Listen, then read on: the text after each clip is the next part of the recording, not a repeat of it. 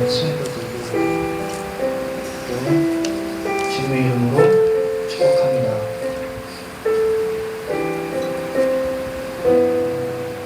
이 예배를 통하여 하나님이 각자들에게 얼마나 사랑을 주고 계신지 깨닫는 시간이 되시기를 소망합니다.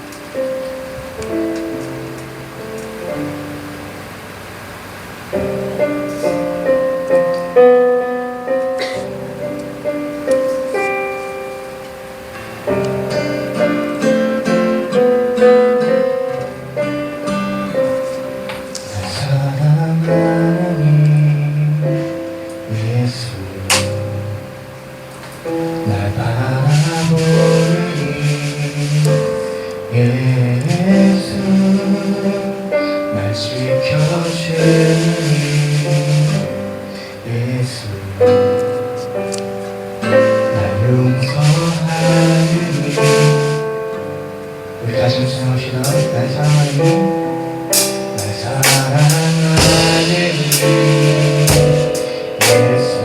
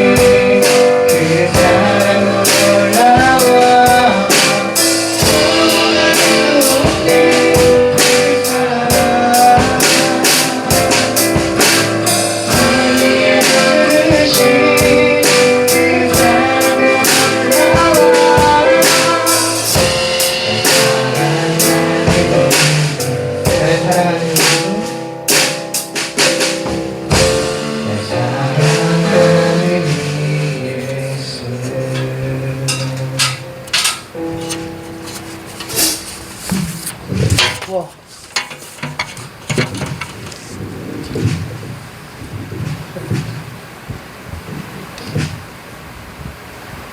박수 치시면서 사용하시겠습니다.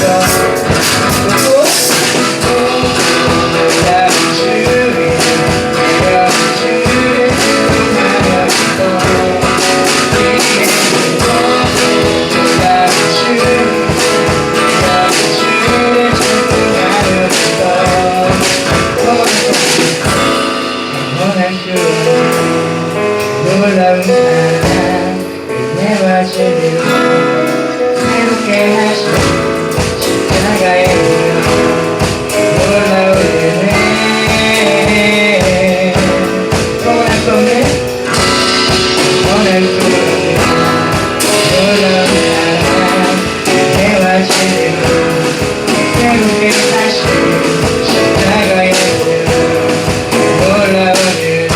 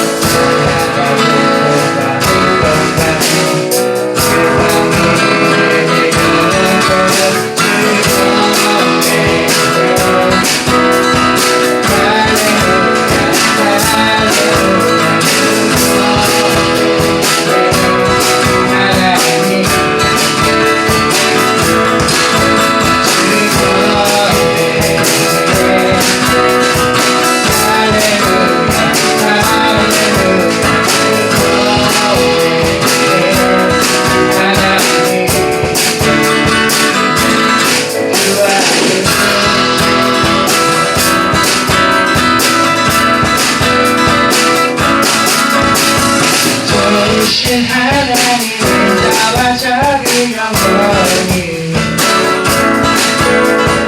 부르신 하나님의 자와 작은 영광이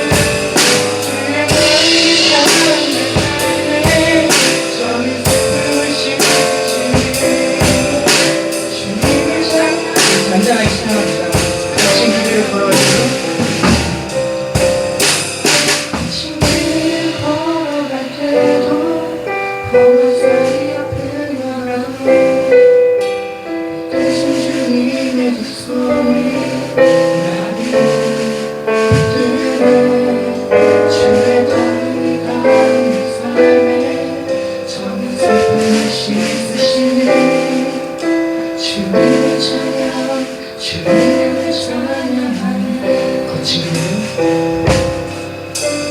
길 걸어갈 때도 험한 산이 앞을 막아도 대신 주님의 두 손이 나를 붙드네 주의 마음을 가는 삶에 저를 가끔을 씻으시네 주님을 찬양 주님을 찬양하네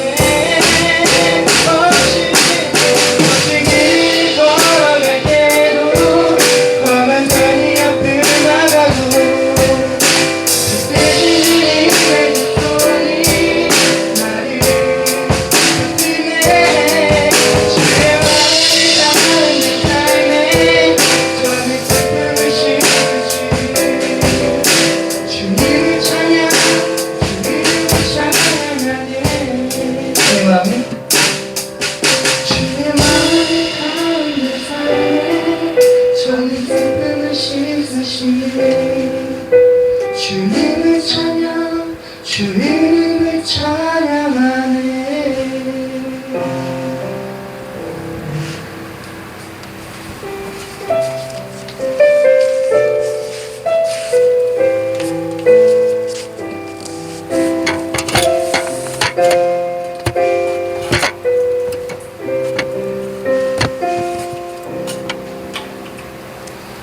다 같이 사도신경 하심으로써 청년부 예배를 드리도록 하겠습니다.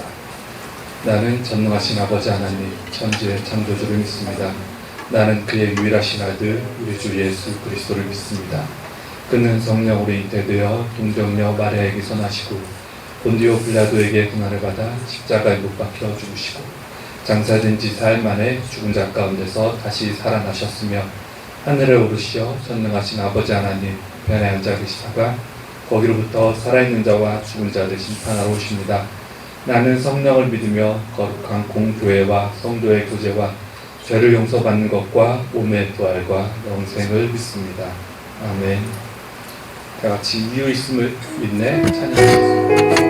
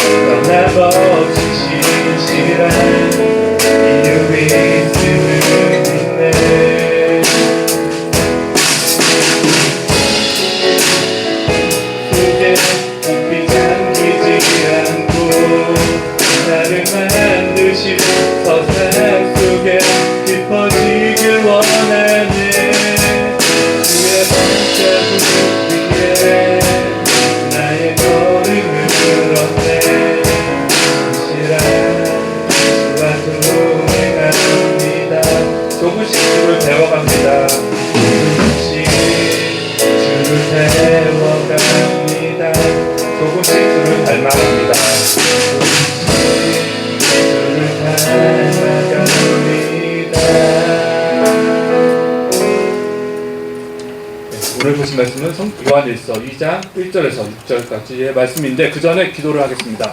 예, 김현희 전도사님 나오셔서 기도하시겠습니다. 좋으신 하나님 감사합니다. 일주일도 저희와 함께 하시고 세상 속에 살아갈 때도 저희를 지켜주셔서 감사합니다. 또 이렇게 저희가 주의 성전에 나와서 함께 주님을 찬양하고 예배드릴 수 있게 해주셔서 감사합니다.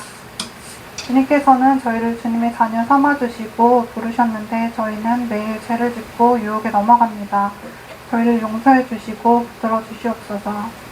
이제 예배드릴 때 성령님 이곳에 임재하여 함께하여 주시고 전도사님을 통해 생명의 말씀을 듣게 하여 주세요. 또 말씀 속에서 은혜 받게 하여 주시고 주님의 뜻에 따라 살아가는 저희 청년부 되게 도와주세요. 감사하며 예수님의 이름으로 기도드립니다. 아멘. 네,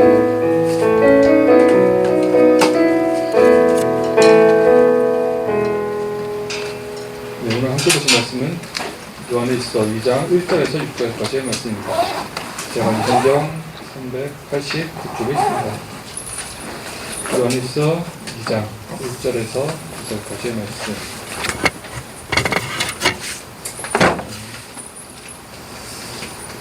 찾으시면 다 같이 합독하도록 하겠습니다. 요한일서 2장 1절에서 6절까지의 말씀. 다 찾으신 줄 알고 합독하도록 하겠습니다. 나의 자녀들아, 내가 이것을 너희에게 쓰면 너희로 죄를 범하지 않게 하려 함이라. 만일 누가 죄를 범하여도 아버지 앞에서 우리에게 대언자가 있으니 곧 의로우신 예수 그리스도시라. 그는 우리 죄를 위한 화목 제물이니 우리만 위할 뿐 아니요 온 세상의 죄를 위하심이라. 우리가 그의 계명을 지키면 이로써 우리가 그를 아는 줄로 알 것이요 그를 아노라 하고 그의 계명을 지키지 아니하는 자는 거짓말하는 자요 진리가 그 속에 있지 아니하되 누구든지 그의 말씀을 지키는 자는 하나님의 사랑이 참으로 그 속에서 온전하게 되었나니 이로써 우리가 그의 안에 있는 줄을 아노라. 그의 안에 산다고 하는 자는 그가 행하시는 대로 자기도 행할지니라. 아멘. 오늘 보시죠. 하나님 말씀입니다.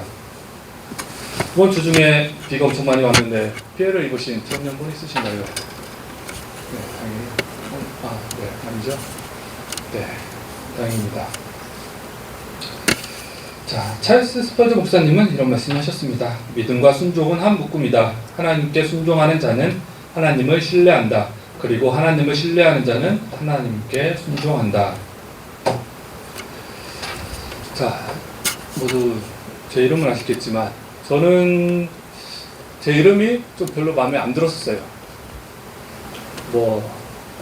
이거는 좀 어릴 때 얘기도 아니고 좀 커서까지, 좀 고등학교 때까지 그냥 그랬어요. 막 싫다가 아니었는데 왜 그랬냐면 원까지는 그냥 그렇다 치는데 규가 좀 마음에 안 들었어요. 그래서 제 이름 싫었는데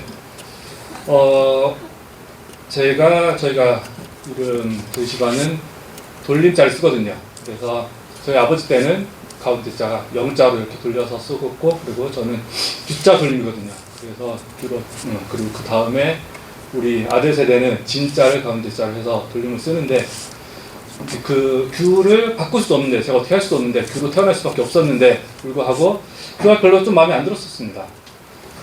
저는 근원원에 홀규자를 쓰거든요. 홀규자는 우리가 토요일 알죠? 토요일 흑토자 거기서 그 토자가 위아래로 붙어있는 그 모양을 하고 있거든요.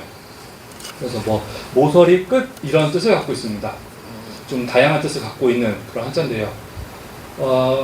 제가 한 몇 년 전에 대만 친구랑 천쯔신이라는 이름을 가진 대만 친구와 좀 잠깐 얘기를 나눌 기회가 있었는데요. 그냥 서로에 대해서 이것저것 묻다가 대만이 한자를 쓰잖아요. 그래서 제 이름 뜻을 물어보더라고요. 그래서 제가 좋다. 그래서 제가 직접 써줬어요. 제 근원 원자를 써주고 홀교자를 써줬어요. 그래서 네가 좀 해석을 좀 해달라 이렇게 했어요. 왜냐하면 제가 근원원에 홀교자보다 보니까 누가 이름 뜻을 물어봤을 때 정확히 뭐라고 얘기하기가 애매하더라고요. 그래서 걔는 한자에 대해 잘 아니까 뭔가 잘 해석을 해줄 것 같아갖고 이름 뜻을 물어봤는데 걔가 진짜 심각한 얼굴 곰곰이 생각하더니 진짜 이름 뜻은 좋은 것 같은데 자기도 뭐라고 얘기는 못 해주겠다고 해석을 못 해주겠다고 그러더라고요. 그리고 저는 그래도 막 살아오면서 많이 물어볼 거 아니에요. 이름 뜻이 뭐냐고. 저는 그냥 성경 내용 좀 섞어갖고 그냥 나는 처음과 마지막이다. 처음과 끝이다. 약간 알파와 오메가다. 그런 게 얘기를 했었는데요. 물론 제가 하나님이란 그런 얘기는 아니고 굳이 집어넣어갖고 억지로 해석을 해갖고 그렇게 말씀드렸는데 고등학교 때까지만 해도 별로 제 마음에 들지 않았던 제 이름인데 한 성인이 돼서 대학교 때부터는 저희 친한 친구들이 저를 부를 때 좀 뀨 이렇게 불렀거든요. 반응은 뭐죠? 네, 네, 그렇게 불렀습니다. 네, 그렇게 불러줬고, 원큐 이렇게 부르는 애도 꽤 있었고요. 이름 갖고 보통 불렀었는데, 어느 좀 시간이 지나서 보니까, 네, 다들 아시겠지만, 큐라고 좀 사회적으로 하면 그림과 그 인터넷에 떠들고 있는, 예, 아실 분은 꽤 많이 아시지 않나. 그러면서 좀 약간 귀염 섞인 어조로 큐를 많이 했잖아요. 그러면서 점점 사회에 알려지기 시작하더니, 이제는 어느 순간 갑자기 하나은행에서 하나은행 원큐가 나왔어요. 네. 그리고 또 뭐 했냐면, 네, 그래서 하나은행에서 밀고 있어갖고, 원큐 카드도 있고, 원큐 페이도 있더라고요. 그러고, 제가 요즘 쓰고 있는, 아까, 제가 최근에 그거 하면서 직업 맞는, 그 적성검사를 다시 했었는데, 마케팅 쪽이 좀 제일 맞다고 성격상 또 그런 얘기 하시더라고요. 지금 프로그램 하는 것도 뭐 괜찮긴 한데 원큐브 마케팅이라고 있더라고요. 네, 그러고요. 네, 뭐 자신 있게 얘기하겠습니다.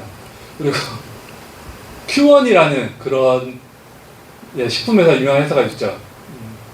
뭐 그러고 있고 네이버 인공지능 검색 엔진 이름을 Q라고 이렇게 이름 지었습니다. 그래서 제 이름이 점점 유명해져서 뭔가 정감이 가고 좋아진 그런 케이스인데요. 자, 이 큐라는 게 성경에서도 꽤 나오거든요. 제가 성경을 읽으면서 하나하나씩 다 큐가 나올 때마다 찾아봤습니다. 그래서 총 14군데를 찾았어요. 14군데가 있는데 그 중에 히브리서 1장 8절에도 그 말씀이 있는데 제가 신대원 다닐 때 작년에 히브리서라는 강의를 들을 때요. 교수님께서 1장에 있는 내용을 다 막 읽고 학생 한 명 한 명마다 1장의 내용이 좀 다 어떤지 물어보시더라고요. 그래서 저한테도 물어보시길래 이 내용은 이러한 것 같다 이러면서 8장 내용에 어떠냐면 8장 후반절에 주의 보좌는 영영하며 주의 나라의 규는 공평한 규이니이다 이 말씀이 있거든요. 네, 이 규가 이 성경에서는 왕권을 상징해요. 그래서 그 교수님도 유호성 교수님인데 또 저를 좀 굉장히 이뻐했었던 과거에 예전에 그 교수님인데 이 규에 대해서 얘기하시기도 하셨거든요. 그래갖고 제가 그 수업 시간에 1장에 이런 내용이다 같다 하면서 이 규가 제 이름의 규랑 똑같다고 이렇게 말씀드리기도 했거든요. 네, 그렇고요. 제가 2주 전에 여러분들 모두한테 이름 뜻이 뭔지 다 물어봤잖아요. 그래서 물어본 다음에 제가 나중에 하고 나가서 보니까 여러분들한테 다 그렇게 한번 물어보기를 참 잘했다 이런 생각이 들더라고요. 그래서 이어서 내가 이렇게 나도 계속 설교를 하고 나서 하길 잘했다 이런 생각이 드는 그런 설교를 앞으로 여러분들과 함께 나누고 싶다 뭐 이런 생각을 또 했었고요. 자, 제가 지지난주 그때였죠. 또 앞으로 여러분들에게 강해 설교로 여러분들 함께 나누지 않을까 그렇게 말씀을 드렸었는데 그렇게 하기로 했고 그렇게 정한 것이 요한 1서 이 내용입니다. 그리고 요한 1, 2, 3, 4를 앞으로 나눌 생각이고요. 그 다음은 뭐가 될지는 아직 저도 모르겠습니다. 자, 이렇게 시작하려고 하고 그래서 지난주에는 요한 1서 1장에서 1장 1절부터 10절까지의 말씀을 나눴었고 오늘은 그 두 번째 시간 2장 1절부터 6절까지의 말씀입니다. 우선 간단히 지난주 영상, 설교 말씀 안 들으신 분들은 저희 영상이 매주 우리 썸청 홈페이지가 아니죠. 유튜브 영상에 올라오니까 들어보시면 좋을 것 같고요. 간단히만 말씀드리면 요한서신의 핵심 말씀은 요한복음 17장 3절 말씀인데요. 영생은 곧 유일하신 참 하나님과 그가 보내신 자 예수 그리스도를 아는 것이다. 이 말씀이 총 요한서신의 핵심이 되는 그런 말씀이고요. 요한 1서의 핵심 말씀이 또 따로 있는데 5장 13절 말씀이고요. 그래서 이 요한서신 핵심 말씀과 요한 1서의 핵심 말씀이 서로 이어지는 그런 특징을 갖고 있고요. 그래서 총 주제는 하나님을 아는 것과 우리가 하나님을 알고 있음을 아는 방법이 요한 1서의 중심 목적이 됩니다. 그래서 이 주제는 요한 1서 다른 곳에서 총 8번 이렇게 나타나는데요. 이렇게 점점 볼 거고요. 요한 1서에 3가지 핵심 키워드가 있습니다. 그것은 죄와 사랑과 건전한 기독론인데 여기에 대해서 계속 반복적으로 얘기를 할 거예요. 근데 똑같은 얘기를 계속 하는 게 아니라 주제는 같지만 여기에 대해서 다른 관점으로서 계속 바라보면서 좀 구체화시키는 그런 방법을 취하면서 이 3가지에 대해서 얘기를 할 거고요. 그렇다는 것 좋고 저는 요한의 이런 방법이 굉장히 좋은 것 같고요. 그래서 요한 1서 2장은 서두를 빼고 이제 요한이 직접 말하고 싶었던 그 얘기가 시작되는 그 부분입니다. 그래서 제가 말씀을 준비하면서 이 말씀은 따로 PPT를 준비하면 좋겠다 싶어갖고 앞으로 보시는 대로 제가 처음으로 오늘 본문 말씀 그 핵심 키워드가 강조되게끔 해서 가지고 왔고요. 우선 크게 오늘 본문 말씀은 총 2개로 나눌 수가 있습니다. 그것은 1, 2절과 3절과 6절 말씀으로 나눌 수가 있는데요. 처음 1, 2절은 죄를 올바르게 처리하는 것에 대해서 얘기하고 있고요. 두 번째는 그리스도 안에서 하나님의 명령에 순종함으로 하나님에 대한 사랑을 표현하는 것의 관계에 대해서 말하고 있습니다. 그래서 주요 핵심이 되는 순종과 사랑이라는 단어도 알아두시면 좋을 것 같고요.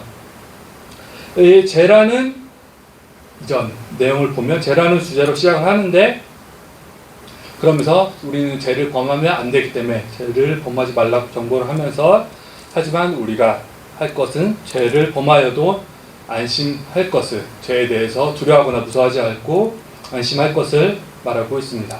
그리고 예수님에 대한 특별한 표현이 2가지가 나오는데요. 그 첫 번째가 대언자라는 그런 표현이 요한서신에만 쓰여져 있는 그런 표현이고 대언자는 우리가 흔히 알고 있는 보혜사라는 그런 뜻으로 알면 될 것 같습니다. 그리고 화목제물이라는 표현으로서 예수님을 표현하고 있고요.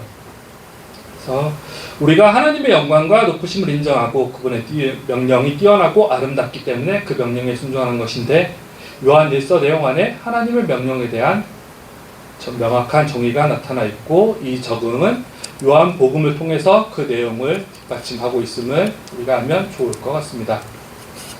자, 1절 말씀 첫 시작을 보면 나의 자녀들아 이렇게 시작하는데요. 모든 첫 시작이 중요한데 특히 성경 내용 말씀도 더욱 그러합니다. 이 나의 자녀들아 이렇게 시작하고 있는데 여기에서 요한은 이 요한의 말을 듣고 있는 사람들한테 이 내가 하고 있는 말을 내가 쓴 글에 대해서 최대한 관심을 갖게 하도록 가장 엄청난 강력한 단어를 쓰고 싶었습니다. 그 단어가 붙이지 않는 게 나의 자녀들입니다. 근데 우리가 보기엔 평범한 저 단어가 왜 강력하냐면요. 일단은 간단한 그 이유가 있습니다. 일단은 강력한 단어를 쓰고 싶었고요. 왜냐하면 앞에 1장 후반절에 죄를 부인하거나 합리하는 자들을 꾸짖는 그런 내용들이 있었거든요. 하지만 요한의 목적은 그것이 아니었기 때문에 그들을 진정시키고 이제 그들에게 다시 애정어린 목소리로 부르면서 이제 진짜 하고 싶은 말을 하는 그 시작의 단계에 있습니다. 우리가 헬라어 가장 간단한 헬라어 단어 오늘 하나 알아가려고 하는데요. 어린아이라는 뜻을 갖고 있는 테크논이라는 단어가 있습니다. 네, 헬라어 배울 때 기본적으로 외우는 그런 단어인데요. 우리가 여기서 사용한 테크논은 신약 성경에 총 그래서 99번 쓰여져 있습니다. 근데 똑같은 테크논 역시 어린아이 또 자녀들 뭐 이런 식으로 이런 뜻으로 여러 가지 쓰이거든요. 그래서 여기서도 요한도 테크논으로 일반적으로 쓰일 법한데 그 단어를 바뀌어서 테크니아라는 표현으로 이를 지칭합니다. 이것은 좀 더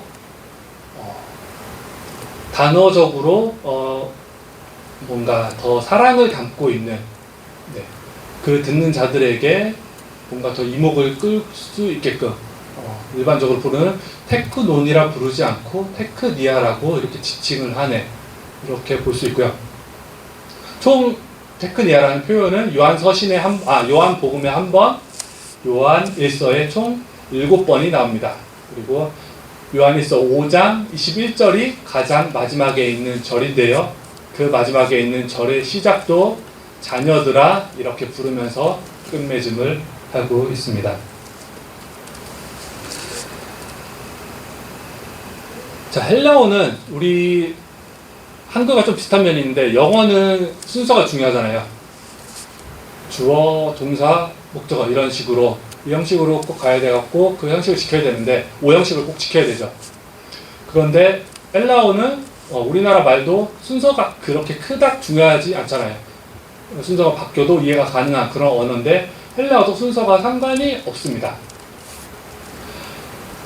그래서 첫 시작을 부를 때 나의 자녀들아 우리는 이렇게 번역을 했지만 테크니아 무가 나이라는 뜻이거든요.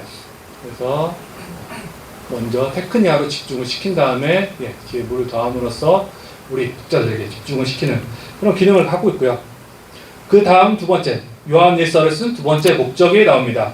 그 다음 써여있는 죄를 범하지 않게 하기 위해서 이 요한 1서를 썼는데요. 우리가 1장에서는 처음 우리가 말씀드렸던 게 요한 1서를 쓴 목적이 여러분들의 기쁨이 충만하게 하기 위해서 이 1서를 썼다고 했거든요. 거기 이어서 이번 두 번째 목적 여러분들에게 사람들이 죄를 범하지 않기 위해서 요한이 다시 말하고 있음을 말하고 있고 죄에 대해서 말할 것임을 우리가 알 수가 있습니다. 그리고 앞서 말씀드린 그런 대언자라는 표현이 1절 말씀에 나오는데요. 그 앞서 말씀드린 대로 보혜사라는 그런 뜻, 대신하시는 분 그런 뜻이 있고 다른 성경 어디에도 없는 요한 서신에만 있는 그런 독특한 표현임을 알 수 있습니다. 그리고 2절 말씀에 보면 예수님을 또 다른 표현으로 화목제물이라는 표현을 쓰는데요. 여기서 요한이 강조하고 싶었던 것은 예수님, 화목제물로서의 예수님, 속죄를 하게 하시는 그런 예수님을 표현하고 싶어서 우리의 화목제물 되시는 예수님을 말하고 있고요. 오늘 설교에 제가 제목으로 했던 온 세상 죄를 위하다는 표현이 저는 꽂히더라고요. 이 얘기에 꽂혔던 것은 뭐냐? 감히 누구도 쉽게 할 수 없는 얘기라고 생각을 해서입니다. 누가 그렇게 얘기하지도 않을 거고요. 쉽게 할 수도 없는 얘기인데 그렇게 성경은 할 수 있고 했고 또 그것이 중요하기에 그리고 이 말씀이 이 시대에 유대인들이 생각했던 자기만 그것마저 민족이 아니라 원래 하나님의 복음의 말씀은 하나님은 항상 세상 사람들이 향해 있었다는 것을 나타내기에 또 온 세상의 죄를 씻을 수 있기 때문에 그것이 화목제물 대신 예수님을 통해서 이루어지기 때문에 제목으로 정했고 하나님의 크신 능력을 나타낸다고 이렇게 생각을 했고요. 그래서 그리스도의 죽음이 이제껏 살았거나 앞으로 살게 돼. 또 이게 중요한 것 같아요. 이제 우리 다음 세대도 계속 다 이어지는 그런 세대들이 있을 텐데 그 세대들에게까지도 유효한 그런 주님의 복음의 말씀, 주님의 희생이었다는 그런 것이고요. 그런데 그것은 그 방법은 항상 같죠. 그 예수님의 죽음을 자기의 죄를 고백하고 그리스도의 희생을 받아들인 사람 그리고 그리스도와 구주와 주님으로 영접하는 사람에게 영향을 미친다는 것. 네. 중요한 측면이죠. 그 3절 말씀에 보면 계명을 지킨다고 되어 있습니다. 우리가 이제는 지식으로 넘어가거든요. 하나님에 대한 지식. 그런데 여기서 중요한 거는 우리가 세상과는 많이 다른 것 같아요. 세상은 일단은 많이 알면 좋은 거거든요. 점수 잘 받으면 잘하고 좋은 건데 우리는 그게 아닙니다. 우리는 얼마나 많은 하나님의 지식을 갖고 있느냐가 아닌 하나님에 대해서 알고자 하는 마음이 얼마나 큰지 이게 중요하고요. 그렇게 함으로써 우리는 당연히 하나님에 대해서 알게 되는 것이지요. 알 수밖에 없게 되는 것이죠. 자, 우리 스스로에게 한번 질문해 볼 문제가 있습니다. 당신은 주님의 말씀에 순종하고 있는가? 그리고 주님께서 말씀하신 대로 행하고 있는가? 또 핵심 키워드가 되는 순종과 행함에 대해서 우리가 한번 다시 생각해 보기를 원하고요. 나는 과연 순종하는 사람인지 또 주님의 말씀에 따라 행하는 그런 사람인지요. 우리가 하나님을 안다 하지만 그 내 계명을 지키지 않는 그런 사람들이 있거든요. 나 믿음 좋다고 얘기도 하고요. 나 헌금 많이 하는 그런 사람이고요. 나 봉사 많이 했고 나 그리고 하나님 대해서 너무 많이 잘 안다. 하지만 하나님의 계명을 지키지 않는 사람들은 그것은 분명히 잘못하고 있는 것입니다. 그가 하나님을 안다 할지라도 하나님 말씀하신 것은 분명히 따라올 수밖에 없는 그런 사실이고요. 그래서 하나님의 계명을 지키지 않으면 그건 분명 거짓말하는 자, 성경에서 나와 있는 그런 거짓말하는 자임을 우리가 알 수 있습니다. 그래서 사도 요한이 말하고 있는 지금까지 하나님의 말씀에 대한 문법이 있는데요. 사도 요한이 앞서 말씀드린 것처럼 하나님의 말씀은 곧 진리의 말씀입니다. 그런데 요한에게 있어서 말씀은 곧 그리스도시며 하나님이시고 하나님은 빛이심으로 말씀 곧 계명을 지키지 아니하는 자는 빛 가운데 행하지 않고 어둠 가운데 행하는 자요 불의를 행하는 자이다. 그러므로 계명을 지키지 않는 자는 하나님을 사랑하지 않는 자로 이어지게 됩니다. 계명을 지키지 않는 자는 하나님을 결국 사랑하지 않는 자까지로 이어진다는 것. 하나님을 경험하여 아는 사람은 자신의 삶 속에 계명을 지킴으로 하나님과 교제하는 증거를 나타내게 하는 반면 나 이러한 모습이 나타나지 않는 사람은 아직 하나님과 교제 가운데 있지 못한 사람으로서 오히려 하나님을 안다고 하는 자신의 말이 거짓말임을 입증하는 것과 다름이 없습니다. 나는 죄를 짓지 않았다라고 주장하는 사람과 그리스도를 안다라고 주장하면서도 그의 계명을 지키지 않는 사람은 동일하게 하나님과 관계가 없는 그런 사람입니다. 그러므로 본문에서 말하고 있는 진리는 성경 말씀이 될 것이고 진리가 그 속에 있지 아니한 사람은 논리적으로 그리스도를 전혀 알지 못하는 사람이며 그리스도와 전혀 관계없는 사람이 됩니다. 그리스도를 알고 하나님과 교제하는 사람은 그 속에 하나님이 주신 계명을 품고 순종하게 되는데 하나님의 계명을 순종하여 지키는 이유는 하나님에 대한 사랑 때문입니다. 즉 하나님을 알고 하나님을 경험한 자는 하나님을 사랑하게 되고 사랑의 결과로 하나님이 주신 계명에 순종하게 되며 또한 이러한 순종으로서 그 속에 하나님의 진리가 있음을 입증하는 것이고 하나님과 사귀는 자는 하나님의 진리에 순종하는 자요 하나님의 계명을 지키는 자로 이어지게 됩니다. 자, 5절 말씀에 되면 보시면 처음으로 사랑이라는 단어가 나오거든요. 요한일서에서 처음으로 사랑이 언급되는 그런 장면입니다. 네, 사랑은 요한서신 통틀어서 최고 핵심되는 단어이자 주제거든요. 사랑의 단어는 신약성경에 총 116번 나오는데요. 그 중에 요한이 사랑을 얼마나 강조하고 싶었냐면 그 중에 4분의 1이 요한 서신에 있고요. 그 요한 서신의 2분의 1이 요한 1서에 담겨 있습니다.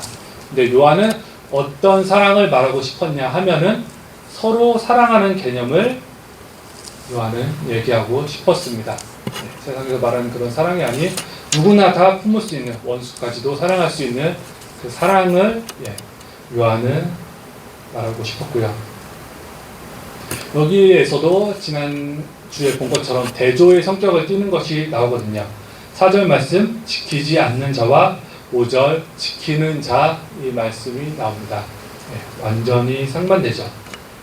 그래서 내가 그 말씀을 지키는 자인지 지키지 않는 자인지 한번 확인해 볼 필요가 있는데, 내가 어디에 속했냐 이것보다는 제가 지키는 자로 되려고 이렇게 노력하는 마음이 그 속에 있는지, 그것이 더 중요한 것 같습니다.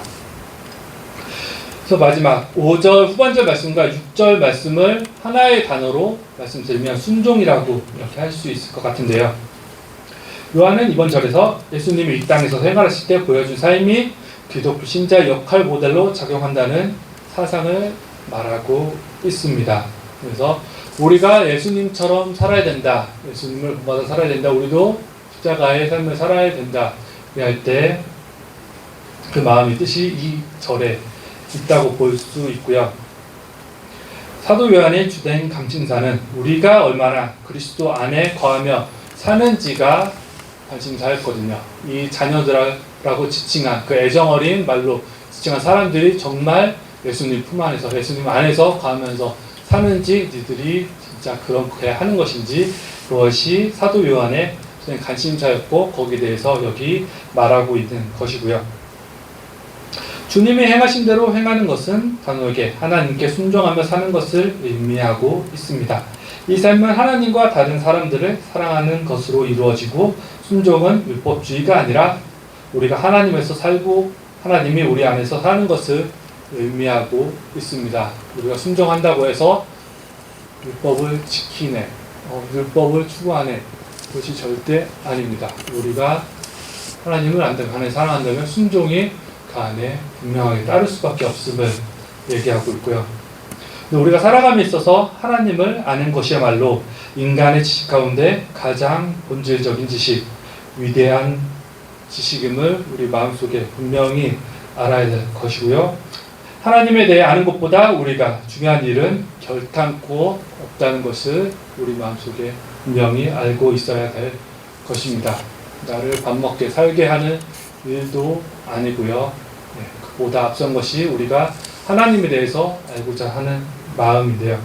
왜냐하면 우리가 만약에 불가피하게 종말의 때를 맞이하게 되었다면요, 그때는 우리가 생각해 멀게 느껴지기도 하지만 어느 날 갑자기 우리가 생각지도 않게 도둑같이 오기 때문에 그때가 되면 우리가 중요하게 생각한 그 모든 것들이, 우리가 아는 지식 그 모든 것들이 다 중요하지 않는 그런 사실이 되기 때문에 요한은 하나님을 아는 것이 가장 중요한 것이고 우리가 그런 마음을 품게 되기를 바라고 있고요.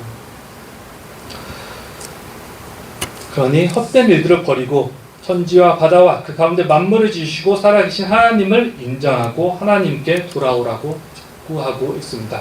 이게 필요한 거, 하나님, 세상을 창조하신 하나님을 인정하는 그 마음과 떠나 있었다면 언제든지 열려있는 하나님께로 돌아오려는 그 마음을 우리가 분명 가져야 될 것이고요. 그래서 그리스도인들은 날마다 그들이 행하거나 말하는 모든 일 속에서 그리스도를 믿는 믿음에 따라 살기로 작정을 해야 할 것입니다. 만약 우리가 예수 그리스도를 따르는 자라고 말한다면 날마다 우리 삶에서 하나님께 철저히 순종함으로써 예수님이 사신 대로 살아야 하는 것이 우리의 최종 목표이자 사명이 줄로 믿고 우리 마음 모두 그 마음을 품고 살아가길 원하고요. 이제 우리가 수련회 가기가 좀 한 달 정도, 한 달도 이제 안 남았죠. 그래서 일단은 설교 말씀 마치고 잠깐 수련회를 위해서 다 같이 한번 기도를 하기를 원하거든요. 저희 잘 모두 다 많이 참여하고 저희 잘 다녀오고요. 그 안에 우리만 그냥 재밌고 즐기는 그런 시간들이 아닌 주님께서 함께 하시고 또 함께 하시면 볼 수 있는 또 기억에 남고 소중한 시간이 될 수 있는 그리고 벌써 기도 시작하신 분들 선생님들 계시거든요. 그렇기 우리가 그 때를 위해서 기도로서 준비를 하고 그러면 우리가 생각지도 못한 많은 놀라운 경험을 하고 너무나 좋은 시간을 될 줄로 믿습니다. 그 시간을 위해서 일단 우리의 믿음과 마음, 말씀을 위해서 기도를 하고 또 이어서 수련회를 위해서 같이 기도하는 시간 갖도록 하겠습니다. 주여 3차 외치시고 다 같이 통소리로 통성으로 기도하시겠습니다. 주여 주여 주여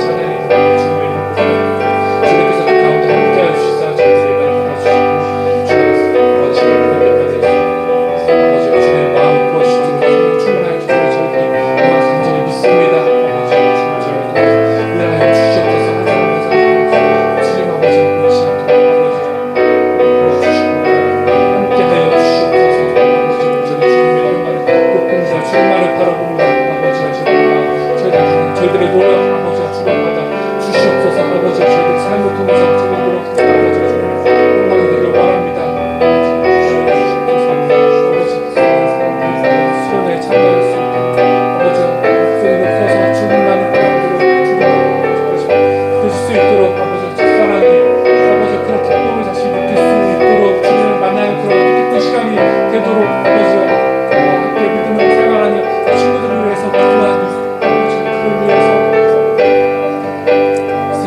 시간을 그 시간이 될 수 있도록 주 아버지 함께하여 주시옵소서. 아버지 수고하는 위해서 수고해 주시고 보내주신 많은 분들이 있습니다. 아버지 그들의 이름 기억하여 주시고 그들과 함께하여 주시옵소서.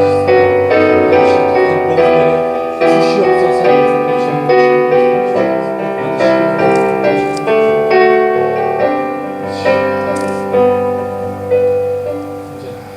살아계시고 저희들의 예배를 받아주시고 함께하여 주시는 주 하나님 아버지를 믿습니다.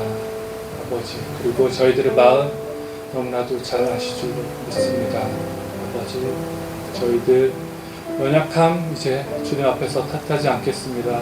아버지 주님이 주신 능력 이 세상을 만드신 능력 홍해를 가르신 그 능력을 믿고 저희들 담대함으로써 살아가길 원합니다. 아버지여 눈치 못하심이 없음을 믿고 주님의 이름으로써 주님의 일들을 행하는 저희를 통해서 주님의 나라 확장에 쓰여지는 그런 섬김의 교회 청년들 되게 하여 주시옵소서. 아버지 오늘의 복된 날 허락하여 주시고 감사드리며 복된 날 사랑이 많으신 주 예수 그리스도 이름으로 기도합니다.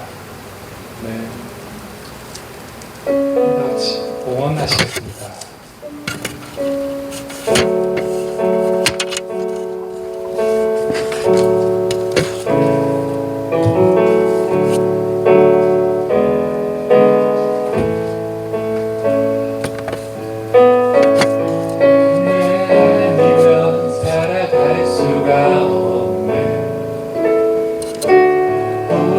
마저도 다 주의 것이니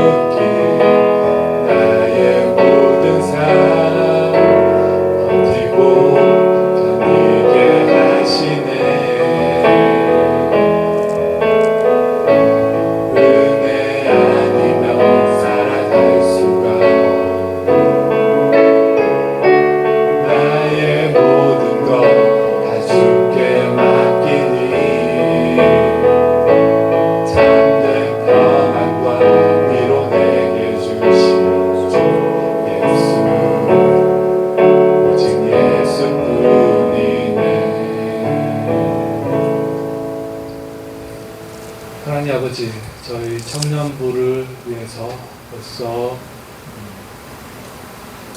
일주일로서 도움 주신 많은 분들이 계십니다. 아버지요, 그들의 이름, 정성 기억하여 주시기를 원합니다. 아버지, 이 청년부의 그들이 헌금보다도 값진 30배, 60배, 90배 더 큰 열매로서 보답으로서 갚아주시기를 원하오며, 아버지, 저희들이 베풀으신 그 주변 사람들의 사랑 잊지 않고 주님의 이름을 높여드리는 그런 기쁜 시간에 수련회 2박 3일의 시간 가질 수 있도록, 그래도 무엇보다도 그 시간을 기도로서 준비하는 그런 우리 성김의 교회 청년부 되게 하여 주시옵소서. 감사드리오며 이 모든 것 사랑이 많으신 주 예수 그리스도의 이름으로 기도합니다. 아멘. 네, 같이 주의 도문하심으로써 청년부 예배를 마치도록 하겠습니다. 하늘에 계신 우리 아버지, 아버지의 이름을 거룩하게 하시며 아버지의 나라가 오게 하시며 아버지의 뜻이 하늘에서와 같이 땅에서도 이루어지게 하소서. 오늘 우리에게 일용할 양식을 주시고 우리가 우리에게 잘못한 사람을 용서하여 준 것 같이 우리 죄를 용서하여 주시고 우리를 시험에 빠지지 않게 하시고 악에서 구하소서. 나라와 권능과 영광이 영원히 아버지의 것입니다. 아멘.